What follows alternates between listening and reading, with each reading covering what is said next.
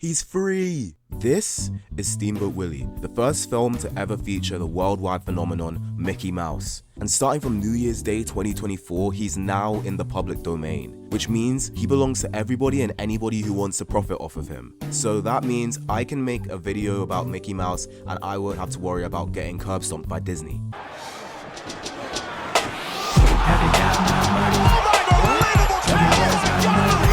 Now, I ain't gonna lie, the first time I saw this news, I was pretty hyped, since I saw this guy who made a really cool indie comic starring public domain characters. If I find it, I'll link it in the description, and if you can, go show him some support. But then I remembered, not everybody decided to use public domain characters solely for the purpose of creating something amazing and with passion.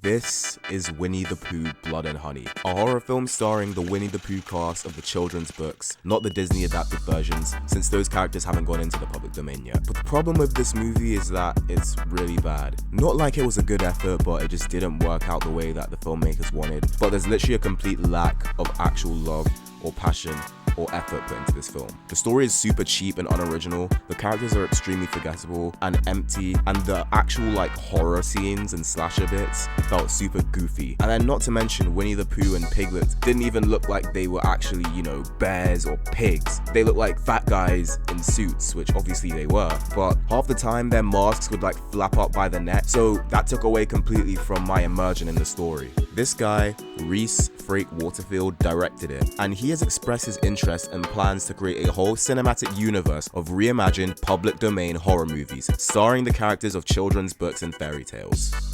Why? Now, do I think that somebody's gonna make a public domain horror movie with Steamboat Willie? Yeah, I can't lie. In a few years, Willie and his Steamboat of Terror will be in theaters near you. But mostly, I've just been seeing people upload the full 7-minute film on their channels, since Disney won't be able to shut them down. I even saw a horror game starring Steamboat Willie's Mickey. However, just because people now have the potential to make bad Mickey Mouse content legally and profit off it, I don't think that means that there isn't gonna be good stuff to come out of this too. Ever since I was a young kid on YouTube, one of my favorite things to watch out there were the abundant amount of Spider-Man fan films. I couldn't get enough out of them, since a lot of them are made by people just like me, people who just really love Spider-Man. I like the films from Six Side Studios the most.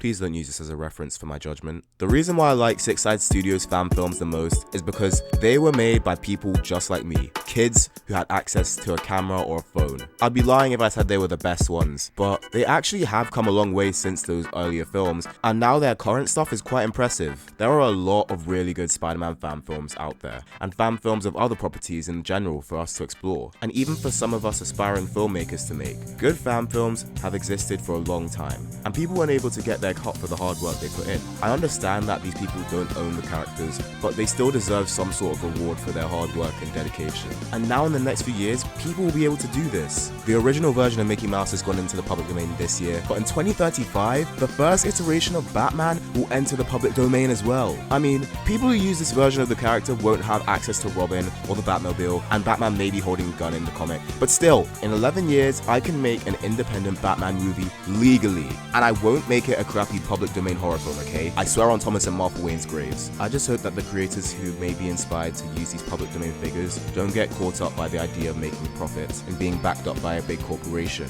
This is your time to shine. So make something you're passionate about, make something fun, and it will turn out good. Or maybe it won't. But you'll be on the road to making something good in the future. Now, enough chit chat, turn off the lights, get yourself some popcorn, and I now introduce my film, Steamboat Willie.